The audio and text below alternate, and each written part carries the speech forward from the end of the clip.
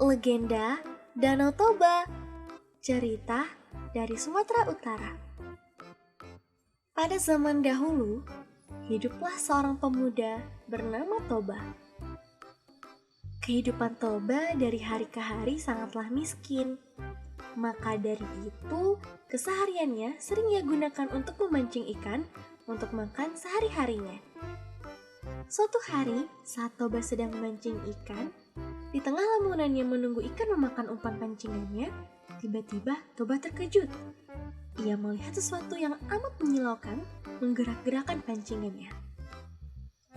Toba pun langsung mengangkat pancingannya, dan alangkah terkejutnya, Toba melihat seekor ikan mas yang memiliki sisik berbeda dari ikan lainnya. Sisik ikan mas ini sangatlah berkilauan dan terlihat seperti emas asli. Seketika, Toba pun langsung membawa ikan mas tersebut pulang ke rumahnya untuk dimasak. Sesampainya di rumah, saat Toba ingin memasak ikan mas itu, tiba-tiba ikan mas itu berbicara. "Hei, jangan makan aku!" Sontak Toba pun terkejut melihat ikan mas itu ternyata bisa berbicara. Kamu jangan takut, aku tidak akan berbuat jahat kok. Tolong kamu jaga aku ya." Toba pun merasa kasihan dengan ikan tersebut dan menjawab, Baiklah, kalau begitu, asalkan kamu tidak berbuat jahat kepadaku, aku akan menjagamu ikan mas. "Terima kasih banyak ya." Hari demi hari pun berlalu. Toba pun melanjutkan kesehariannya memancing ikan untuk memenuhi kebutuhan makan sehari-hari. Namun sampailah pada suatu hari, di saat Toba baru saja pulang dari memancing, alangkah terkejutnya Toba saat melihat rumahnya sudah sangat bersih dan juga makanan lezat sudah terhidang. Hah? Apa ada yang masuk ke rumahku? Aku kan tinggal sebatang kara, siapa yang memasakkan ini ya? Namun karena sudah terlalu lapar, Toba tidak terlalu memikirkannya dan langsung saja melahap makanan yang sudah terhidang. Namun hal ini terulang kembali keesokan harinya, hingga pada suatu hari saat Toba pulang memancing, Toba melihat ada sesosok gadis yang sangat cantik sedang menghidangkan makanan.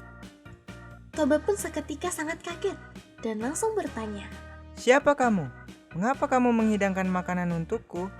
Apakah kemarin-kemarin juga kamu yang menghidangkan makanan? Gadis itu pun menjawab, "Toba, aku adalah ikan mas yang engkau rawat. Aku menyiapkan makanan dan merapihkan rumahmu sebagai bentuk balas budiku terhadapmu." Terjawablah rasa penasaran Toba selama ini akan siapa yang menghidangkan makanan setiap hari untuknya. Hari demi hari pun terus berlanjut.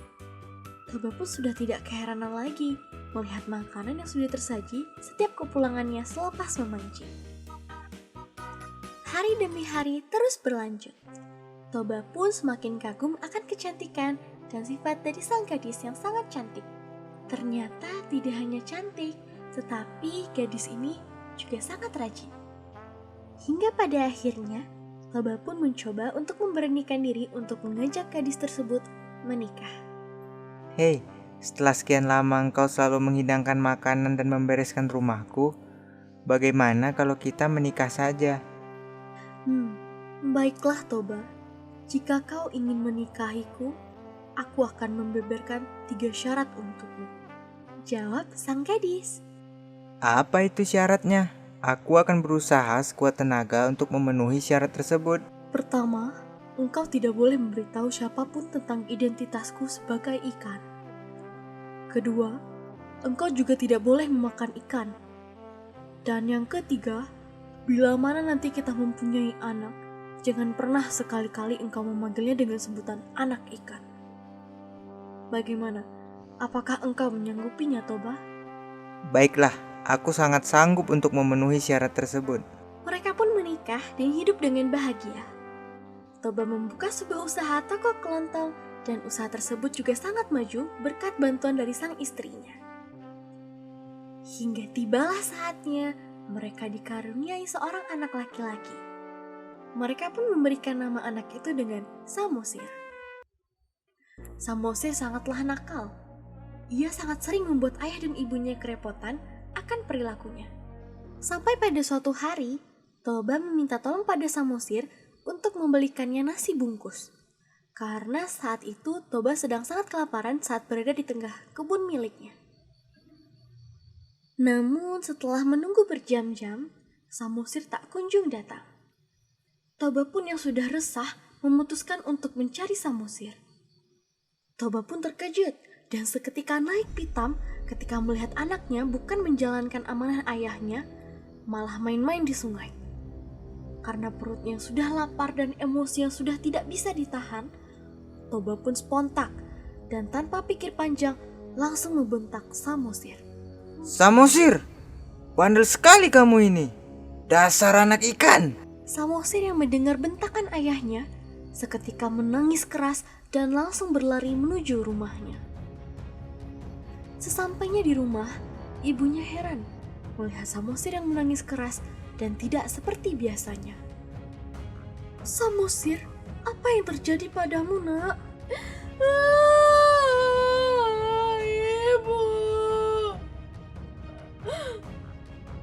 Ibu, ayah memarahiku dan mengatakan kalau aku ini adalah anak ikan, Bu. Seketika itu pula sang ibu terkejut, sekaligus sedih karena mengetahui bahwa Toba telah melanggar janji mereka dahulu. Nak, sekarang kamu dengarkan ibu ya. Kamu pergilah ke atas bukit sana, nak. Segera, nak. Segera. Sesaat setelah kejadian itu, langit pun langsung bergemuruh. Awan hitam datang, disertai hujan petir yang amat deras. Bencana yang sangat mengerikan itu pun lantas menenggelamkan pulau tempat Toba tinggal tak bersisa. Maka dari itu, hingga kini tempat itu dinamakan Danau Toba. Nah, dari kisah legenda kali ini, kita bisa mengambil pelajaran bahwa alangkah baiknya semarah apapun kita, tetaplah berpikir dahulu sebelum bertindak. Dan buat teman-teman, jika sudah diamanahkan sesuatu, maka sebaiknya langsung dikerjakan ya, tanpa menunda-nundanya. Nah, gimana nih menurut kalian cerita legenda Danau Toba? Sangat seru bukan? Jangan lupa like, subscribe, dan share juga ke teman-teman kalian ya. Thanks for watching. Bye. And see you in our next video.